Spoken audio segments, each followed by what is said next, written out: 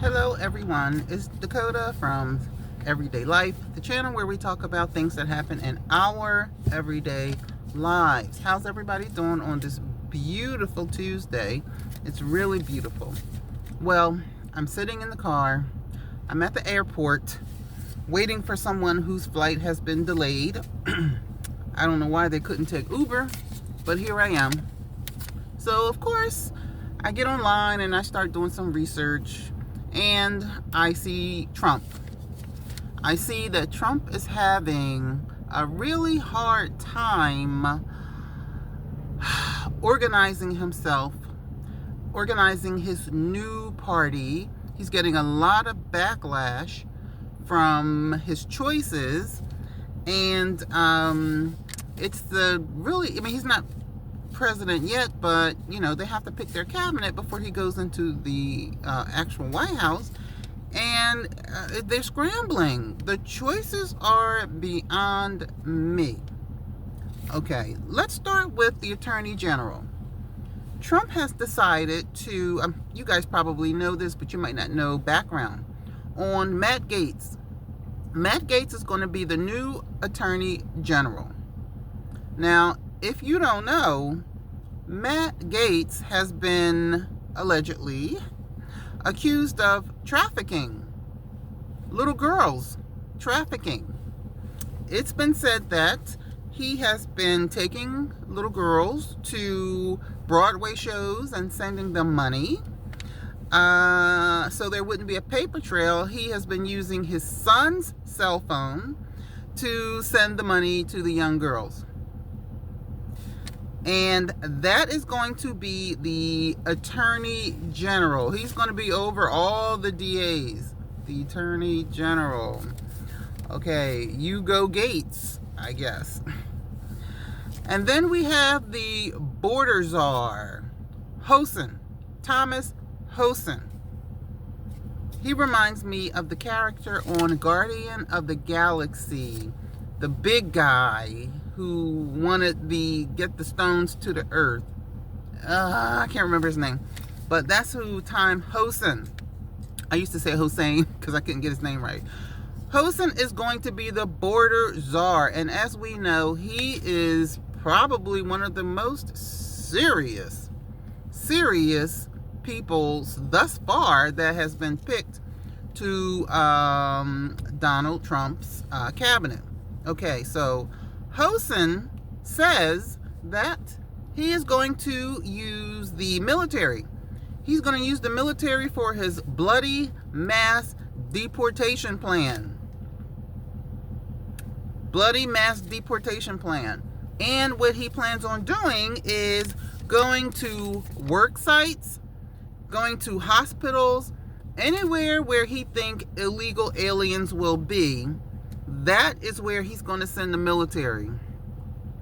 And a newscaster asked him, "Are you going to separate the children from the parents?" He said, no. He said, no, they can get deported together. Okay, talking about no empathy. And that's Thomas Hussein, border czar. Okay. So a lot of immigrants have been going to a website, support site called Troop Social. Troop Social. Now that they have all voted for Trump, and now that the shit has hit the fan, and they're starting to understand now what's going to happen with tariffs. They didn't understand what tariffs were. Well, they understood, but they thought that the foreign country would have to pay the tariffs. But now they know that they will have to pay the tariffs. And they didn't know that when they voted. Also, immigration. Oh, check this out. You know how babies are born to two immigrant parents. And if the baby's born here, then the baby is an American. The baby gets dual citizenship. Well, no more. Thomas Hussein is no longer issuing passports or social security cards to babies born on American soil. No more. So there's going to be no more birthright citizenship. All gone. all gone. So I know women used to have children, come here. They used to come to America, have their children, and then they're in. Their kids are American, so they have to come take care of their kids. No more. No passports, no social security cards. And that's what Houston is doing. Okay, now for federal employees, which is a big part of the government. I don't know if you guys know this, but federal employees, they are the number one, the highest. The federal government is the highest employer in America. The federal government has the most employees in America of any company, any Amazon, Disney World, whatever. No, the federal government employees is the number one group of employees. That's that. So, and they have unions. People don't know that, but the federal government have unions, and now the unions are scrambling. They're scrambling to update their policies because with this new cabinet, they want employees to come back to work 5 days a week. 5 days a week. And the union says, no, that's counterproductive. Because, federal employees used to go to work 5 days a week, but now I believe it's 3 days a week. And it's been said that all the work is getting done now. Even more work is getting done when they're home. And not only that, but the utility bills in the building, of course, they're going to have to go down because there's hardly anybody in the building half the time. So it's a win-win situation. But no, not for this new cabinet. They want federal employees back to work 5 days a week. I don't know how that's going to go. And now there is Elon Musk, who is the new co-president, is what he's being called. Why don't he just be vice president? Him and Trump have been shown chummed up. Trump, Elon Musk, Trump Jr., and Kennedy, John Kennedy Jr. They were all on an airplane eating McDonald's and smiling and happy. So what Donald Trump did is he created this new mystery agency. It's like a make-believe agency called Dosh. Dosh, I believe it's DOOSH. And what Dosh is going to do is to it is going to take away Social Security for poor people. It's going to take away food stamps and the little monies that they get on with their welfare plan. And the reason these things are going to be taken away is so that the billionaires can get more. Now, I heard an argument where, the billionaires should not pay that much taxes and they should get all these tax breaks because they are employing millions of people and they're putting in, matching plans and making sure everybody has Social Security, and they have a lot of overhead, and they do have a lot of overhead. Now, I'm not a billionaire and I don't know any billionaires, so I don't know how this taking away welfare and food stamps and all that stuff, I don't know how that works for giving them more money. I don't know the dirty details, so to speak. So that is what's happening. And like I said, Dosh is going to be headed by Elon Musk as well as Vivek. I'm not even going to butcher his last name because every time I try to say it, I can't say it. Is it Ramaswamy? Nope. I know that's not it. Vivek. Y'all know who I'm talking about. Okay. Tom Houston, the border czar, he was being interviewed by a young lady, and she asked him, she said, listen, it is going to cost $88 million per year to deport immigrants. $88 million per year to deport immigrants. And she said to him, well, is that worth it? And his response was, does freedom have a price? So that was his answer. All right. Good answer, Tom, I guess. Okay.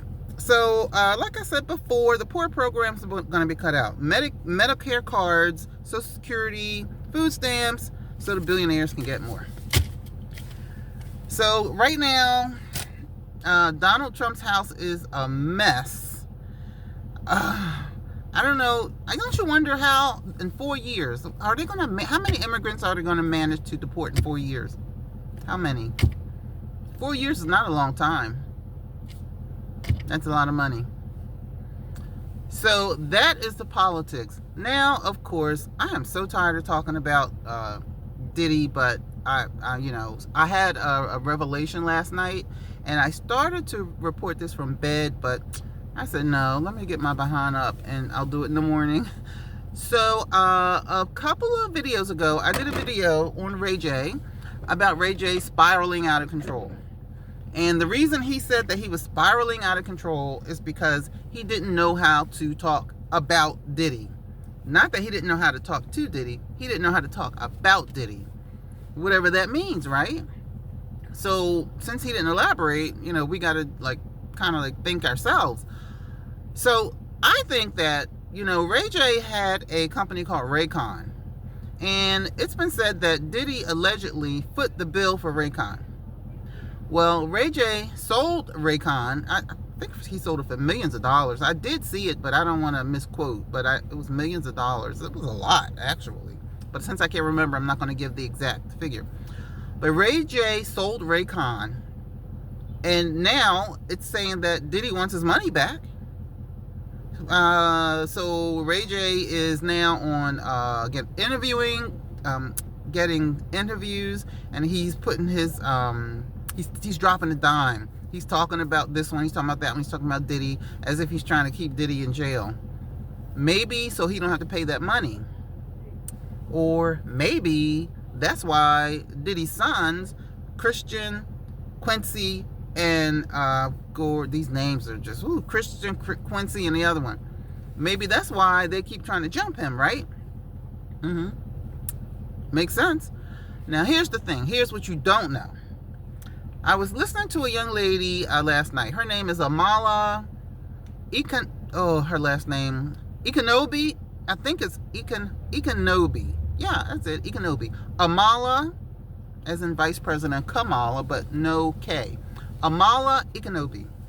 She was talking on, she was being interviewed last night, but Amala is a content creator, and she's a very, very good content creator. She's a young lady. She's a beautiful girl, maybe in her 20s, I don't know. But she is excellent at content creator. If I had the skills she had, I would be so happy. She just found her niche, But Amala was being interviewed, and Amala said that some guys came to her house. It was 2 guys, she said. They came to her house. They said they were... I did this last night, this video, but let me finish. 2 guys came to her house. They said they were investigators, and they wanted to know if anybody was paying her to talk about what she was talking about. And they were talking about, is anybody paying you to talk about Diddy? And she said to them, well, why? Because, once in a while I have people who will support my channel, and YouTube, gives us money for having the channels, which was none of their business, but she was probably scared, She said, but no, other than that, nobody's paying me. So she said they were persistent, and they were saying, well, if someone is paying you, we can make it better worth your time. If people are paying you to talk about Diddy. It kept going back to Diddy, Diddy, Diddy. So, she's smart enough to know they're here for Diddy. That's the conclusion that anybody would come to. They're here for Diddy. So, she kept saying, who are you here for? Who are you here for? Yeah, check it out. I'll show you a little clip of her. Here she goes. In this conversation and say that they're private investigators, and they will not disclose who they've been paid by, who they are working for. But essentially, the story that I got is that they are traveling around and I guess knocking the doors of different influencers who are having conversations about these topics, about P. Diddy and his connections to celebrities, to see whether or not they've been funded by somebody to start having these conversations. You see? And she said that they were saying they were investigators. She should have asked for some ID, but they said to her, well, since nobody's paying you, you won't see us again. Weird, right? But they did tell her that they had a list of 10 people, 10 YouTubers that they were going to go visit. I know they won't be coming to see me, but they're going to go visit. Now, here's the thing that you guys don't know. What I think is the reason Ray J is spiraling out of control, saying that he doesn't know how to talk about Diddy, maybe, I'm thinking, maybe those same goons that came to see Amala came to see Ray J, because he owes Diddy money. Ray J owes Diddy money, and maybe he is spiraling out. And I said it, and somebody else was doing a YouTube video, and I put in the comments, maybe some outside sources are bothering Ray J. That's why he's going crazy. And now it just comes together. So who knows? Maybe that's what's going on with Ray J. I don't know. And you guys know about the sweep in Diddy's jail, where his notes for his lawyers were taken, and it's against the law, and it could present itself as some sort of mistrial. I talked about that last night too. So that's what's going on, people. The saga continues. Diddy is doing his thing. Trump is doing his thing. And I always say, the only difference between Trump and Diddy is that one is black and one is white. Because they are wheeling and dealing. All right, everybody. Let me go in here and see. When you're at the airport and you leave your car, you come back to no car. So I'm kind of like stuck. Nobody's answering their phones. All right. So anyway, thank you for listening. Please give me a thumbs up and subscribe. You guys know I'm a new channel and I'm trying to grow. And everybody have a great day. The weather is beautiful. Get out and enjoy it. Bye.